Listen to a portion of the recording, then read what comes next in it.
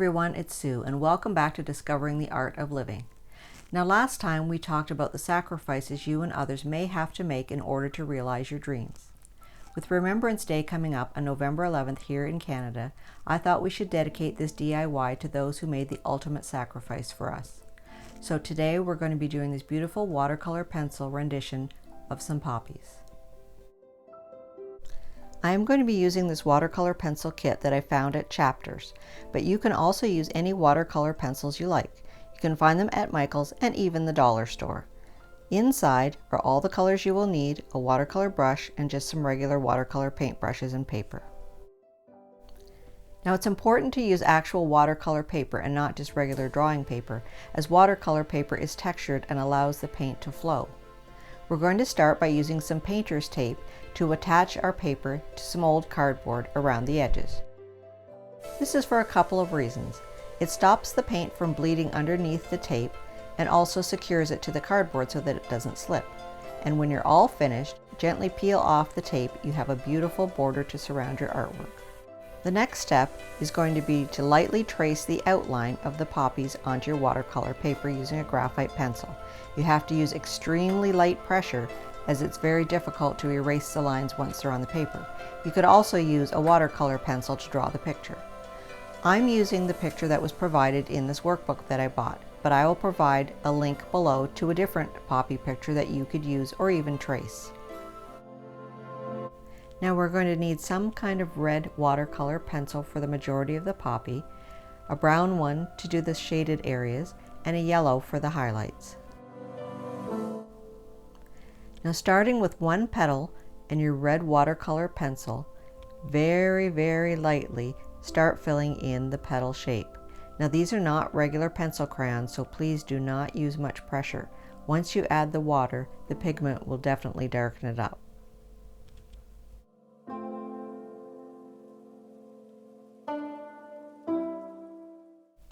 Next, use your brown watercolor pencil to put in the areas that you think would be shaded.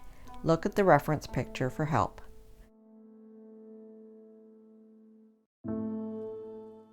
Use the yellow pencil to add highlights. Now dip your watercolor brush in some clean water and shake off the excess. You don't want water dripping off your brush. Gently go over the area that you've already colored in with the watercolor pencil and smooth around to shade. As you can see, adding the water has really darkened the colors. If you find you have too much pigment, use a clean, dry paper towel to gently dab away the excess. You can only do this while your paint is wet, however.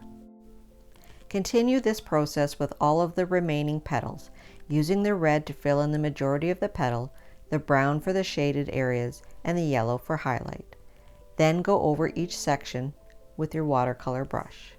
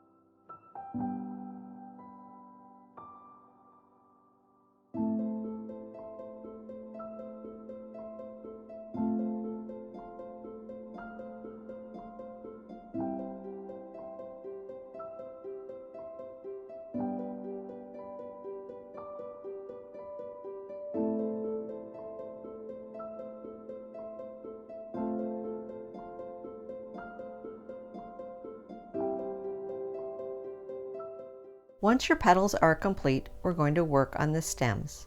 You're going to need a dark green, a light green, and a brown. Pick one side of your stem to be the shaded side and go along the edge with the darker green. Then fill in the rest with the light green. Add the brown underneath each one of the blooms to provide shadows. Again, once you're finished with your watercolor pencil, go over with the watercolor brush and some water to smooth together. Use the same technique to do the leaves and the centers of the poppies, using the dark green on the shaded side, the light green in the middle, and then the brown where there's extra shadow. Again, go over your watercolor pencil with your watercolor brush to smooth. When all of your painting is done, use a very, very fine lined black marker to add the details to your poppy, such as the stamens, the centers, and outline the leaves and the petals.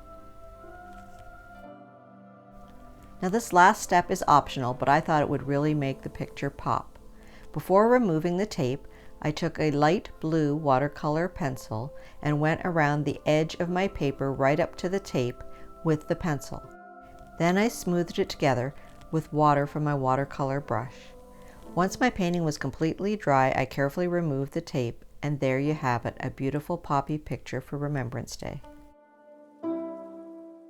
If you enjoyed this video, please give it a thumbs up, and in the comment section below, type "lest we forget."